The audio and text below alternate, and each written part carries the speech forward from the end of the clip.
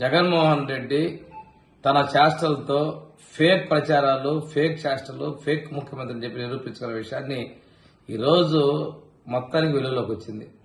తన వాలంటీర్లు, తన మనుషులను చెప్పుకున్నటువంటి వ్యక్తుల యొక్క సేవలు 2023 ఆగస్టు నుంచి కూడా వాళ్ళు ఉద్యోగాల్లో లేరు. సరే, కొంతకాలం ప్రభుత్వ డబ్బులు ఏదో చెల్లించారు కాబట్టి వాళ్ళని రెన్యువల్ చేద్దామని చెప్పింది ఈరోజు కేబినెట్ ముందు తీసుకొస్తే దానిలో డొల్లతనం బయటపడింది.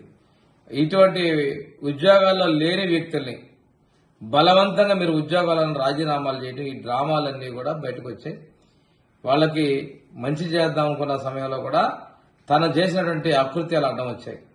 ఈరోజు కేబినెట్ లో అందరూ కూడా మంత్రులు కూడా దీని విషయంలో ఆలోచించి నిర్ణయం తీసుకుందాం అని చెప్పి చెప్పడం జరిగింది. దీనికి అతను ఉద్యోగాలు లేని వాళ్ళకు కూడా నిధులు కేటాయించడం, శాలరీస్ ఇచ్చాడు.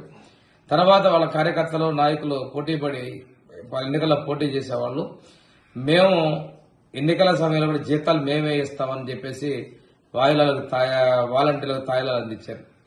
ఇంకో విషయం ఏంటంటే, ఈయన తన పత్రికను ప్రమోట్ చేసుకోవాలి, వాలంటీర్లకి, ఉద్యోగస్తులకి ఇది ఇస్తున్నట్టుగా చెప్పుకుంటూ సాక్షి పత్రికను కొనుగోలు చేశారు. 4 లక్షల మందికి ఉద్యోగులకి అందరూ కలిపి సంవత్సరానికి 102,60,00,000, అక్కడ 2 సంవత్సరాలకి 205,20,00,000 రూపాయలని ఖర్చు పెట్టినాడు.